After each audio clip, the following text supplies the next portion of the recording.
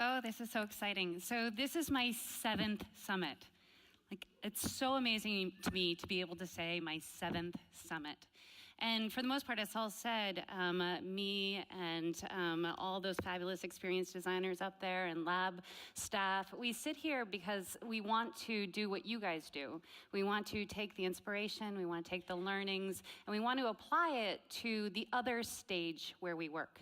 And that's how I actually think about it. We have 2 stages. This one that we share with you these 2 days out of the year, and then this other stage where we do our work the other 363 days of the year.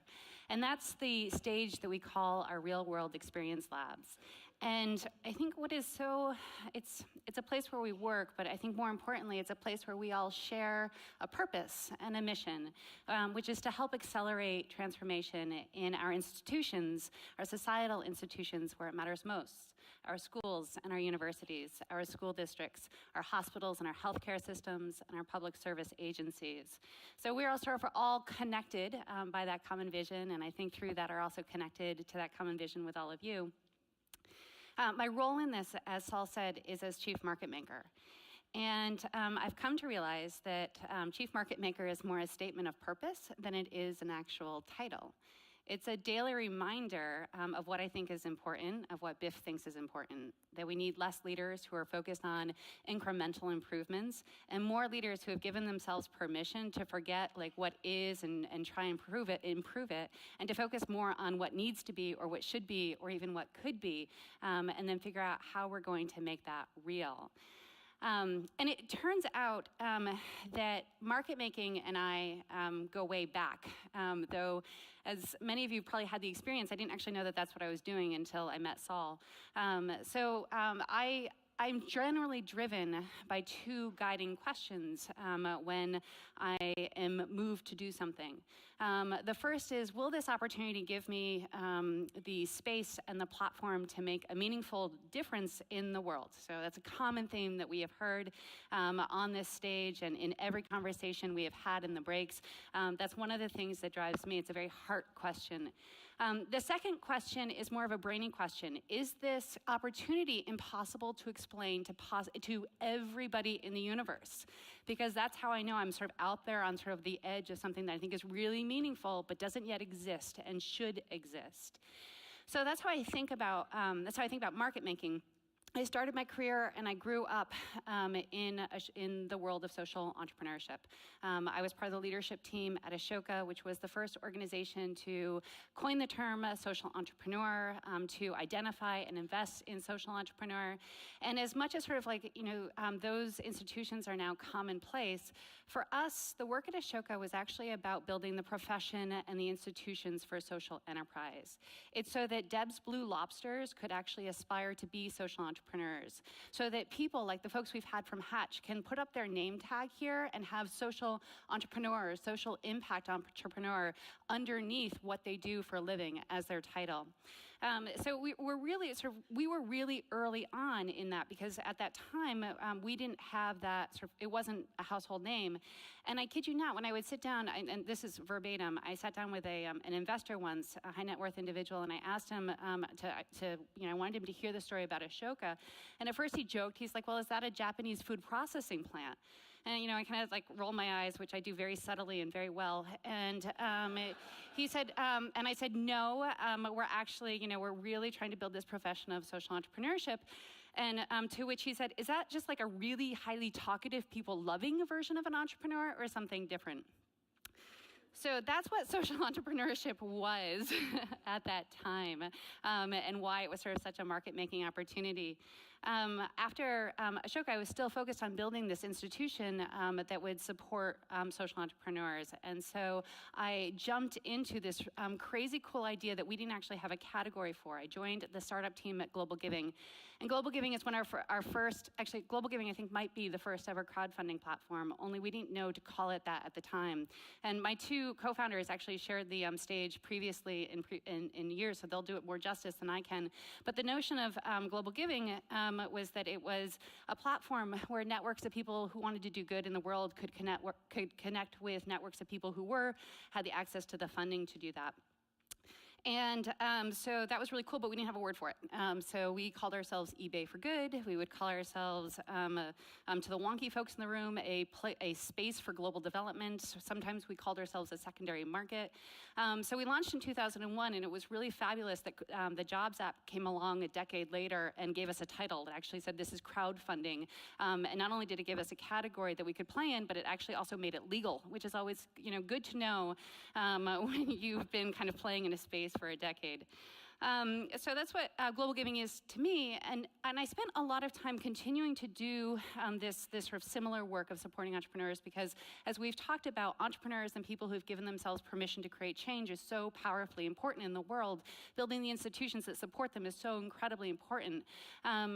And then to kind of use Whitney's term, I sort of felt myself kind of being pushed off the edge of that S-curve, because, and what was sort of driving that push was my impatience, which is never a good thing. I think it's always, my impatience is always what drives me off the S-curve, or any curve. So the thing about entrepreneurship is that it was pretty much like, bottom up, right? And it's really good and it's really important, but it wasn't creating change fast enough. And so I really wanted to figure out, how can we actually create more gravity in our leading institutions so that they can do this faster? They can create change because they have capabilities at scale that we need. And what could that mean? So I started studying systems design and human-centered design and collaborative innovation and networked business models. And I started I didn't know what I wanted to do, and I started talking to a friend of mine who had actually just come from this very conference. And she said, I have no idea what you're talking about. But the good news is, I just came from a conference where Saul Kaplan was on the stage, and he was talking about the same things, and I have no idea what he was talking about either. So the two of you totally need to connect. And I was like, score, there's another wonky person out there. And so then I did the one thing that I advise none of you ever to do. I drove down to Providence, and I had like a 4-hour lunch with Saul. And I convinced myself that it would be a really great idea now to move my family here and to help catalyze the next generation of market makers, and specifically the next generation of market makers in healthcare and education and public service. To this day, I'm still terrified whenever Saul schedules lunch with me. I know something's afoot. So that is sort of my career in all of this. And so we've talked a lot about self-organizing purposeful networks. I really actually do think it is core to market making. And so I think it's a really big idea. So in in BIF speak, I want to talk to you about self-organizing purposeful networks. It's a big idea, and when we talk about big ideas, we encourage leaders to be thinking big, but to start small and make it real, and then to scale really quickly. So I'm going to use that arc to tell this story. So we have this big idea of self-organizing purposeful networks, and I want to put it in the perspective of fairies. This is my daughter, Clara, and she just turned 8 years old. We really encourage honesty and transparency and open conversations in our house. So at any point in time, if you ask her how she is, she'll tell you she's fine. Or sometimes she'll take a more philosophical view of the world, reflect on the past couple of years, and tell a total and complete stranger, well, it's been hard. My parents got divorced, which is how she says it. My dog died. And Harrison, who's the love of my life, is passing a rumor in the first grade that Santa Claus might be a myth. And so it's just like, when you look at this child and you actually think about her as a user, the one thing she needs in the world is she needs to believe in something, if we take that same view. So the conditions were right for this on our summer vacation in Maine. We go to this tiny island that's off the coast of Portland, and we go to this little camp that's nestled on this cove on the beach. And Clara immediately, she gets to the island, she runs to the beach, and she starts building this magnificent fairy house. And this fairy house has a walkway. She's sort of painted the walkway. It's got the porch. It's got 2 stories. It actually has an external yoga studio, which is really important in the fairy community right now. It has a built-in sound system and chimes so that we could hear every day. And so Clara would, every night, she would bring a gift down to the fairies of corn or something from dinner. And in the morning, she would be rewarded with another gift. So sure enough, My sister, who was on the island, was colluding to make this happen, which is always a lovely experience. And so my sister is leaving the island, and I suspect that when she leaves the island, the ferry narrative will too. Only it doesn't, because on the ferry she goes out on, my partner, his 2 daughters, and their 2 friends join us. And so the collusion continues, because Clara immediately enlists the older girls in this narrative, and sure enough, every morning there continue to be gifts for her. Except then something happens, which is that there's a commotion one night, and there is like messaging in the sand from the ferry, and it's written in fairy. And so it's a big deal, and the big girls come and they take me aside, and they're like, so what do you want us to do with this? Because we don't know this. And I said, that's great, because I don't speak or write fairy either, so I don't know how to help you. And so it turns out, sure enough, that the younger girls had also decided to join the fun, not tell us about it, and we're also colluding in order to create this experience. So that's all good. Clara takes things into her own hands. She says, she writes a note to the fairy. She says, my name is Fairy. The fairy writes back and says, my name is Ash. And we're all like, what the right? Like, we don't know where that came from, but we also need to go home. And so we pack up, we drive back to Providence from Maine. It's one of those long drives. You get back to the house, and there's like, people were switching bags and things, and there's lots of commotion in cars, and the dog needs to go out. But I'm struck by the fact that something's wrong on my front porch. And what's wrong is that there's a bucket of tomatoes on my front porch. And I'm like looking at the tomatoes, and I can't figure out everything else. I'm just struck, like, this is wrong. Like, why are there tomatoes? I didn't leave tomatoes on my front porch. They're fresh. What are the tomatoes doing there? And then I'm sort of like, oh my God, is this like a Snow White moment? Did my neighbors leave like poisoned tomatoes on my front porch, and should I actually eat them? And I'm like, no, I live in a great neighborhood. My neighbors would never do that, but I'm definitely not gonna eat the tomatoes. And Clara comes up behind me and she goes, Mom. And I said, yes. And she says, Mom, the tomatoes are from Ash, and she built us a whole garden. And sure enough, she'd gone out into the backyard. She takes me into the backyard, and my garden beds, which had been weeded over all summer because I've just been too busy, have been cleaned out, new soil's been put in, and the vegetables have been planted. And somebody's left us a sign, because my house is commonly, I don't know why, referred to as the Love Bungalow. And somebody left us a sign, knowing us well, and called it the Love Garden. And so I do what Carl Stormer invited us to do. I just accepted the offer. I said, okay, Ash is real, fairies are real. They've all contrived around me in order to create this experience that actually really delighted us, that actually met the needs of the users in the family, and is really very magical. And I think that this is what, there's something important about this. 10 people across 5 families in 3 states colluded to create this experience that made the impossible possible and the unreal real, and suspended the disbelief of not just the child, but actually of the adult who knows better. And I think that there are 3 reasons why this worked. The first was that we all focused around a single user and the need and the job that she needed done. We each contributed different gifts, which we couldn't have individually contributed at any point in time. And the end user herself created the meaning of the experience that she needed to create, which was that she needed me and her to believe in this fairy network. That's the small way of thinking about self-organizing purposeful networks. But what could it mean for Dominique? For somebody for whom the system doesn't organize that well on a regular basis. Right, so Dominique is one of our favorite families down in Dallas, Texas, where me and a lot of my colleagues have spent the last 5 years doing work with Children's Health System of Texas. Dominique, when we meet her, is in a very high-risk pregnancy. And the reason why it's high risk is because she has a number of conditions that make it perfect to be high risk. That she is an African-American woman automatically puts her in an accelerated class. That she is pregnant with twins, that she already has 2 children, and between her 4 pregnancies, none of them will be spaced less than 18 months apart. Her partner is a smoker. She has a chronic condition. Everything here is colluding to lead to preterm births. And preterm births are a real and serious thing. We saw Carl Stormer's beautiful pictures of him and his daughters and how tiny they are. My niece was born 2 months premature, and I remember when she finally came home from the hospital holding her in the palm of my hand. I know how hard it is for mothers and fathers to not be able to hold their children directly. So preterm births are powerfully difficult. They have huge long-term health outcomes.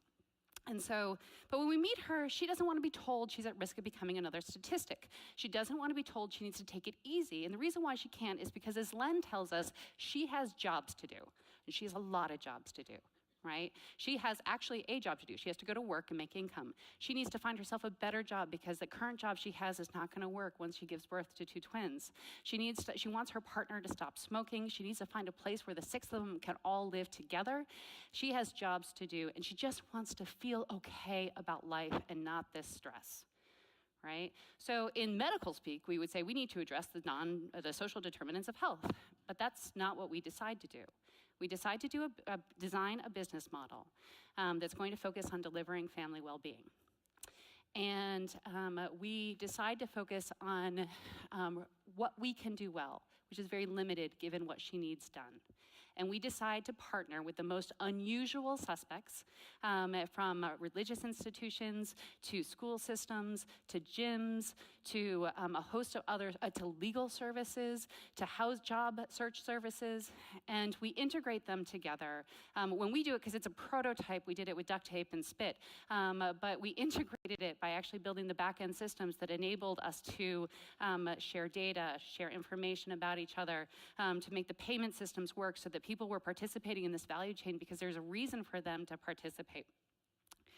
And I do not know to this day whether it was because of this experience that we created for her that met the job that she needed done, or if it was because of the grace of God, or if it was because of some version or some version of the fairy network, or some combination thereof.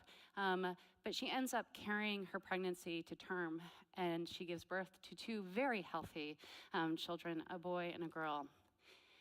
And so I don't know why that happened, but I believe that it happened because we met the job that she needed us to do, that we organized around the right reason. What I do know is that we actually built a business model and designed a business model, a sustainable business model that could go to market, that would do 2 things. We have enough evidence that it supports well-being and improves well-being, and we have enough evidence that it supports and improves health outcomes. So we have a sustainable business model that can actually integrate and address the social determinants of health. More importantly, I know that Dominique actually now believes that there's a system that will work for her. And this is what I think the market-making opportunity is. There are millions of citizens and students and patients like Dominique out there who don't believe the system will work. They're the jaded adults like me who don't believe in the fairy network. And so I think the market-making opportunity for us is not to imagine necessarily how self-organizing purposeful networks can help drive new business models, though it's a really important question. The question for us is not what's the next best business model? Should I be moving upstream or focusing on population health or doing deeper learning? The question is, can we simply design a business model and a system of business models that give users like Dominique a reason to believe that the system will work for them? So thank you for giving me the opportunity to share the work that we do on our other stage.